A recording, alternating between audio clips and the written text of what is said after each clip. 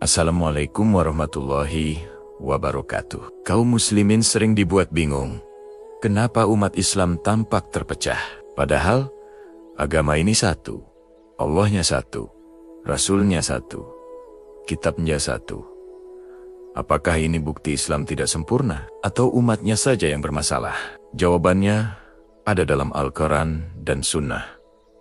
Dan para ulama salaf sudah menjelaskannya sejak dulu. Mari kita pahami, agar kita tidak bingung, tidak ikut arus, dan tidak terseret kelompok yang menyimpang. Rasulullah SAW bersabda, umatku akan terpecah menjadi 73 golongan. Semuanya di neraka, kecuali satu hadis. Riwayat Tirmidzi, Syahih. Ketika ditanya, siapakah yang selamat? Beliau menjawab, yang mengikuti aku dan para sahabatku.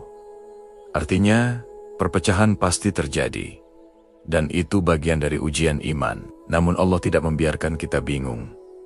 Allah tunjukkan satu jalan yang selamat. Jalan siapa? Jalan Rasul dan para sahabatnya. Sebab paling utama yaitu karena tidak kembali ke Quran dan Sunnah dengan pemahaman salaf. Jika kalian berselisih, kembalikanlah kepada Allah dan Rasul. Al-Quran, Surat An-Nisa, ayat 59. Ibnu Katsir menafsirkan, kembali kepada Al-Quran dan Sunnah. Imam Malik berkata, Sunnah itu seperti bahtera Nuh. Siapa naik, selamat. Siapa enggan, tenggelam. Masalah muncul ketika orang lebih mendahulukan logika di atas dalil, perasaan di atas wahyu, pendapat tokoh di atas sunnah. Disinilah akar perpecahan. Ketika manusia meninggalkan rambu yang Allah tetapkan, bidah melahirkan firqah. Setiap bidah adalah sesat. Hadis riwayat Muslim, hati-hati terhadap perkara baru dalam agama. Hadis riwayat Abu Daud, bidah itu ibarat membuat jalan baru, selain jalan Rasul. Di awal terlihat indah, tapi ujungnya memecah. Lihat sejarah. Khawarij lahir karena menyelisihi sunnah dalam masalah pemimpin. Syiah lahir karena gulu kepada keluarga Nabi.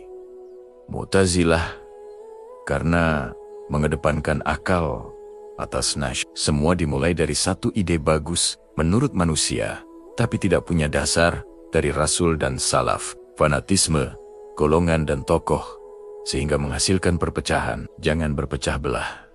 Al-Quran Surat Ali Imran ayat 103. Imam Malik pernah berkata, setiap manusia bisa diambil dan ditolak pendapatnya, kecuali Nabi SAW.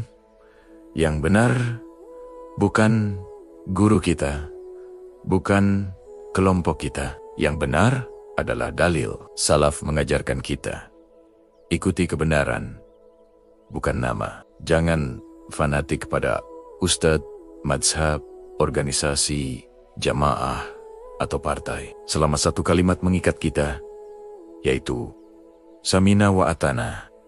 Kami dengar dan kami taati Allah dan Rasul. Jahil dan enggan belajar agama adalah sebab kehancuran. Allah berfirman, sesungguhnya yang takut kepada Allah hanyalah orang berilmu. Al-Quran Surat Fatir ayat 28. Banyak orang berbicara tentang agama tanpa ilmu. Cuma modal emosi, debat tapi tak paham usul. Ikut ustadz viral, bukan ustadz berilmu. Belajar agama di komentar TikTok, bukan kitab ulama. Inilah zaman di mana orang yang paling lantang, paling dianggap benar. Padahal ulama salaf berkata, barang siapa belajar tanpa guru, syaitan gurunya. Allah berfirman, mereka mengikuti hawa nafsu.